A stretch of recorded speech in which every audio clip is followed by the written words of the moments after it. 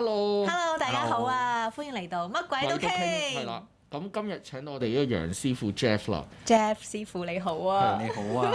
其實咧，我先未 roll 機之前，我要同 Jeff 師傅傾咗好耐啦，傾到我好開心。係啊，問咗好多嘢，有好多秘密㗎。好多秘密，但唔講得晒俾大家知。係師傅睇咗我個八字啦，師傅咁就幫我分析咗我嘅事業同埋財運啦。係啦，師傅或者介紹下你係係喎，介紹咗師傅先。係啦，介紹咗師傅先。咁大家好啦，我係梁氏飛星紫微斗數第三代傳人，師承台灣嘅張世賢大師。咁去到今日為止，香港淨係得我一個嗌咗我徒弟做緊我哋呢一派嘅啫。係啦，今日就係第一日見到師傅嘅，但我覺得師傅講嘅嘢係好準嘅，同埋令我嘅未來充滿希望。多謝你。冇介紹錯。睇我笑得幾開心就知啦。係，冇介紹錯。咁師傅主要係紫微啦，咁頭先用咗紫微去睇咗溫馨嗰個命盤啦，咁大概都會有啲方向，或者由你去問下師傅有乜嘢可以問下。咦，師傅你幫我評下分啊？你覺得我個命盤100分滿分，你俾我幾多分啊？頭先冇問你個問題㗎，係啦，好緊張啊！其實如果咁樣問嘅話咧，我哋就會話每個命盤都100分。哦，哇！師傅真係好識講嘢，好開心。因為只係個人嘅命盤嘅方向唔同嘅啫，係啦。不過最緊要我哋命盤開嚟就等於你玩啤牌，你抽到啲咩牌之後，你要點樣用呢？哦，你點樣打牌？冇錯，都可以打得贏，或者即係個次序或者嗰個策略個選擇。咁你嘅命盤咧，其實一開牌就係一副好靚嘅牌嚟㗎啦。真係㗎！係啊，哇，好開心妒忌啊！但係我覺得自己好似喺我30幾年嘅人生裏面，呢副牌俾我打得有啲難啊，係咪？原因點解咧？因為好正常嘅，叫做其實好多人咧都唔知道其實自己有咩能力，有咩特長，係啦。咁自己唔知道嘅時候，咁去咗一啲方向，可能咁啱就係自己唔適合做嘅嘢。會啊，咁師傅你覺得我嘅能力喺邊？應該點樣用呢？個方向應該如何呢？其實你嘅能力咧有幾個好勁嘅能力。首先第一個就係人氣，你嘅人氣好旺。然之後佢遷移宮化廉貞祿轉貪狼忌，命宮再交貪狼祿。呢個咩意思咧？呢個就係講緊本身個外表啦，成個氣場氛圍啦，都係一個靚女嚟嘅。多謝。係啦，好明顯啦。係啦。然之後咁結構上面咧，最勁嘅位咧就係佢串連咗4粒偏財祿。係啦，佢有2個主要結構，然之後一個結構係串連3粒偏財祿，呈3、3、6、7、8，係啦，呈8、6。另外一個結構咧，串連4粒偏財祿，呈6、6、6，係啦。咁呢個咩意思咧？就係講緊即係完全聽唔明，係啦，啲祿越多，祿就代表越勁啦，越強啦啲能力，係啦。咁偏財祿越多就係講緊越揾錢。係。咁佢呢一個格局咧，係啦，佢做啱方向嘅話咧，好容易過億，可以挑戰10億嘅條件。哇！10 億喎，係啦。哇！記得小弟啊！ 10億，師傅點解我而家咁少錢嘅戶口裏面個零咁少嘅？我嘅10億喺邊？俾人呃咗。係啦，可以挑戰呢個條件。咁只不過點解而家冇呢個錢咧？係咯，點解而家冇嘅？因為一來你少咗一個，我知啦，因為我未識李師傅喎，我今日先識啊。OK，你繼續。係啦，一來因為少咗一個通常啲有錢人都有嘅結構，係啦。通常啲有錢人咧，佢哋都有一個共通嘅結構嘅，就係佢哋啲技好強。技係啦，即係講緊人生入邊會出現嘅問題啊之類嘅好強。咁通常我哋可能聽好多有錢佬嗰啲生平咧，都係講負債1000萬。哦，係啊，跟住突然之間之後就用咗可能10年嘅時間賺咗100億咁樣。係啦，然之後咁佢哋就由負1000萬開始行，咁啊好多人係。咁我係咪要負一負先可以有10億㗎？係啦，好遺憾你係負唔到1000萬嘅。哦，OK。好遺憾啊！係啦，你冇呢個沉落去嘅條件，冇呢個結構。哦。係啦，所以基本上一路嚟講咧，你最多都係一係平，一係向上行嘅啫。你成個命格呢條路。OK，咁我點樣可以繼續向上行到10億㗎咧？係啦，咁啱講就係話冇忌呢個結構啦。係啦，咁呢個有咩問題咧？就係講緊冇咁有心賺錢。冇咁有心，即係我個問題出喺我個心度。係啦，哦咁冇咁有心賺錢，冇咁嘅拼搏心，係啦，加埋你本身唔係一個好有拼搏心、好有上進心嘅人，嚇，真係嘅？係啦。我點解覺得自己好有上進心嘅？係啊，你嗰種上進心咧係想做嘢，你覺得應該要做嘢，然之後要令到自己好忙，不停咁做嘢嗰種。我會啊，我會啊，係啦每一日都好充實。但係你講緊嗰個野心，想去到咩人生高度咧？呢個其實你冇太大嘅野心。嚇，竟然啊！OK，咁我就要令到自己有野心就可以賺到錢。咁又唔係嘅，咁你係行第二個賺錢方法。行第二個賺錢方法。係啦，你要行賺輕鬆錢。哦，哇！輕鬆賺錢我都想啊！好開心喎！係啦，師傅前面鋪排咗咁多，原來話係我賺輕鬆錢嘅。係啦，即係首先你唔使攞嗰個野心，唔使去同人爭去揾錢先。我係唔中意同人爭嘅，呢個係真嘅。係啦，嗯。然之後第二樣嘢咧，就係你因為你嗰個關鍵工位係田宅宮，所以你做嘅方向咧，只要同田宅宮有關，咁就可以令到成個結構發揮得好好。咁我係咪要去耕田啊？即係僱人，即係點樣啊？師傅係啦，翻嗱，種田都係一個非常適合嘅行業。真係㗎，係啦即係我要開個農場咁係啦，樣。但係香港有啲難度。係啦，咁你唔使自己耕噶嘛，你可以請人開個農場。其實呢個真係可以，呢個真係唔係講田笑。宅宮有係啦啲咁，仲有除咗農場之後，有啲咩係啦，行業？咁就可以同啲房地產啊、房地產投資啦，或者家居啦，家居相關嘅所有行業。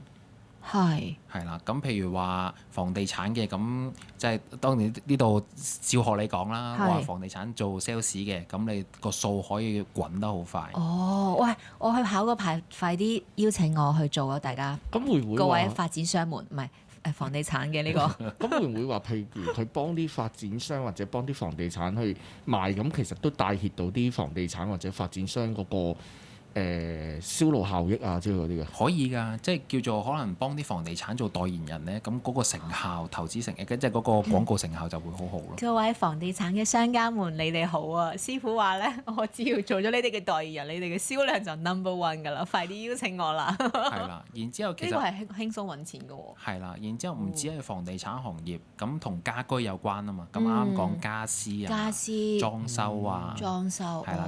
家居電器唔係好啱。哦，係啦，電器唔啱。電器反而冇太大得利。哦，咁家私啊，仲有台凳、梳化、床褥。係啦，呢啲都可以。哦，冇電嘅家私都得。係啦，哦咁當然有電都可以啦，只不過係冇咁重啫。係啦，其實有電冇電都唔使理佢，總之同屋企有關就得。明白。咁設計都得，即係譬如我轉行幫人設計屋企裝修呢啲算唔算？而家興嗰啲室內軟設計嗰啲啊嘛。如果你幫人做設計嘅話咧，呢個就唔係田宅宮啦。係田宅宮，但係呢個結構上面，因為有同專業技能有關。哦，係啊，我都冇呢個技能，其實係啦，主要係冇呢個技能。明白。係啦，咁但係你話幫設計公司做品牌啊之類，其實呢個可以。咦，即係總之關於家居就 O K 嘅喎。係啦，同家居、家庭，其實家庭所用到相關嘅嘢都可以，即係譬如日常衣食住行嗰啲着衫啊、服飾啊之類嗰啲，其實都可以。咦，即係衫 fashion 嘅行業都得喎，咁樣算唔算啊？係咯。但係主要打嘅方向咧，唔係靚嗰邊，我唔係靚嗰邊。係啦，而係家居舒適感嗰種。哦，可能睡衣咁樣，係啦，或者啲內衣內衣算唔算啊？家居嗰啲其實都可以。內衣都可以喎。係啦。哦，咁但係都係一個主要打係舒適感嗰種方向咯，舒適感唔係精緻，唔係靚嗰種。哇，總之唔係好性感嗰種，但係着落去望埋好舒服嗰啲冇錯衣服就 O K 啦。係啦，係啦。哦，即係你個田宅宮好重，唔使去耕田。真係冇諗過呢一方面嘅。係啦，同埋仲有另外一個好強嘅位就係驛馬圓好強。係咁，即係咪周圍去旅行啊？周圍去旅行就少啲嘅，你應該。哦，反而啊。反而你應該係長時間出國嗰種。係哦，啦甚至係成日要出埠做嘢。係啦，然之後甚至係移民，你有移民格。哦。所以如果你想嘅話咧，你可以出國發展，然之後可以令當地變成你第二個故鄉。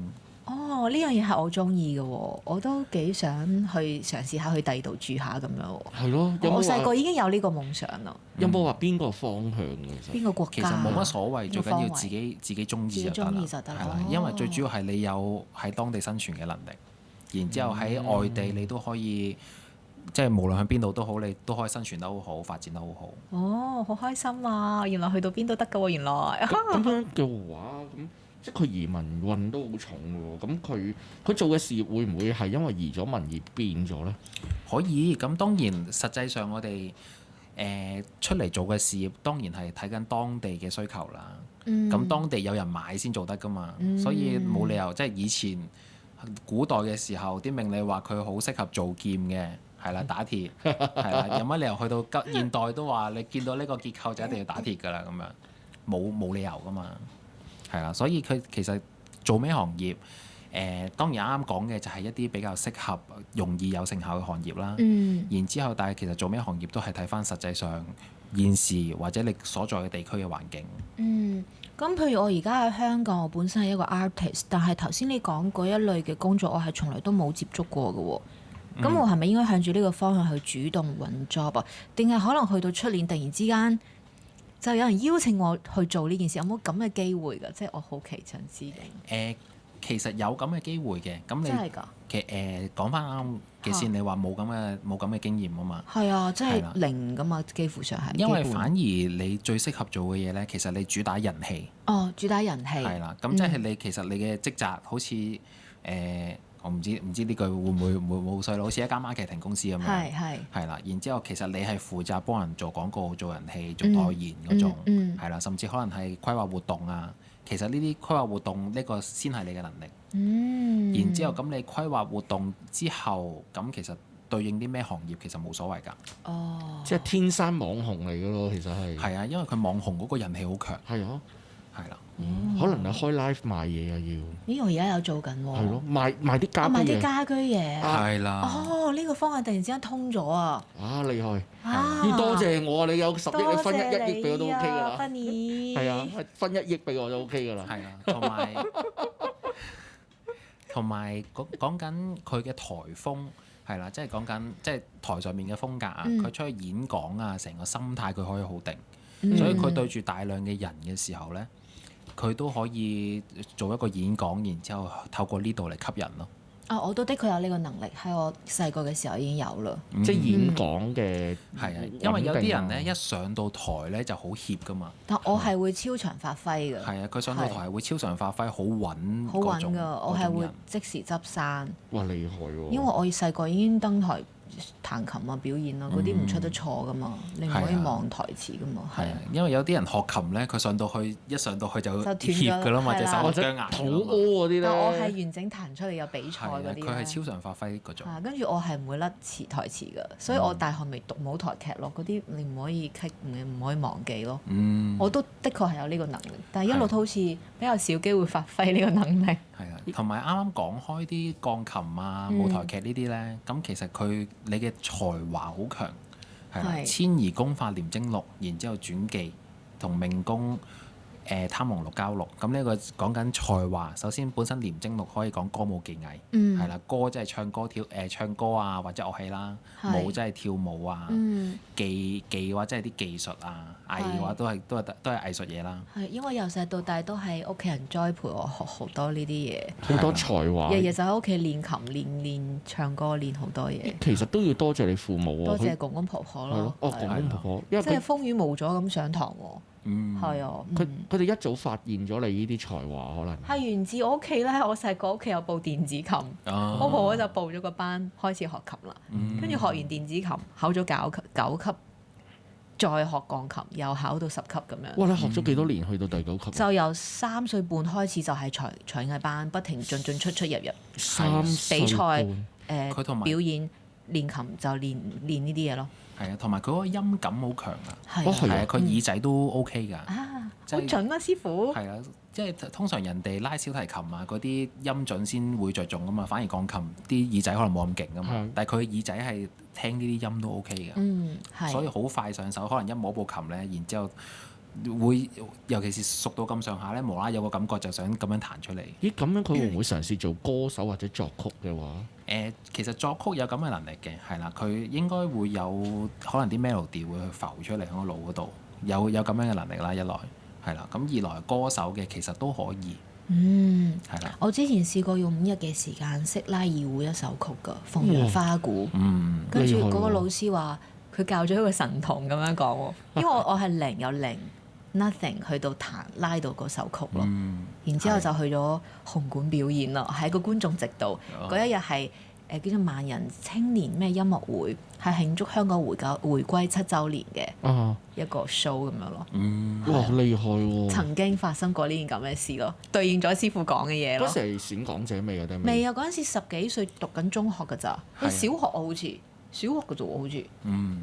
係因為佢細個嘅時候，佢10幾歲嗰個名氣運已經好強啦，所以佢10幾歲嘅時候會有好多表演啊、演出嘅機會，然之後嘅 feedback 都唔錯。有啊，都攞獎嘅。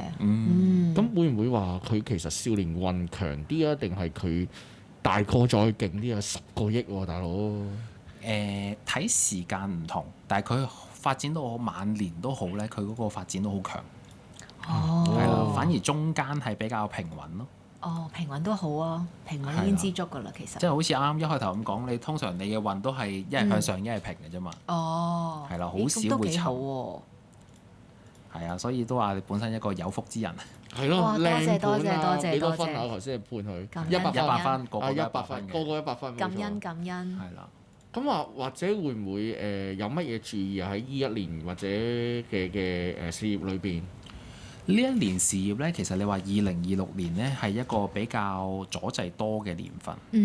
係啦，然之後可能樣樣嘢本身傾得埋嘅一單 project，可能機緣巧合俾人撻訂啊之類嘅機會會比較多咯。今年前排有一個非常好嘅機會拍一個廣告，咁我個對手演員都係一線二，即係好紅㗎啦。本身揀咗我，後尾冇咗。因為一啲事，係啦，阻礙多啊，真係。準啊！你係咪成日睇佢新聞㗎？但呢單嘢冇上新聞㗎喎。今日第一次見係。係啦。咁係啦，咁我哋講完呢樣我講多句。好。係啦。咁其實呢啲小阻滯咧，要去到28年。都 OK 啦，等2年。其實呢啲小阻滯咧，對你嚟講唔會令到你向下插咯，純粹係可能有得發展嘅機會冇咗，係啦，即係平穩啲啫。係啦，如果喺其他人嘅命盤咧，通常呢啲阻滯咧就會可能嘣一聲，成個家產冇咗60%、80%㗎啦。但係而家佢咧，佢係，但係喺佢嗰度咧，基本上唔會對嘅家產，唔會對財產有任何影響。因為冇乜財產。唔關事，你有幾多財產都唔會有影響。OK， 好。係啦，但係佢去到28年之後，咁就會好順啦。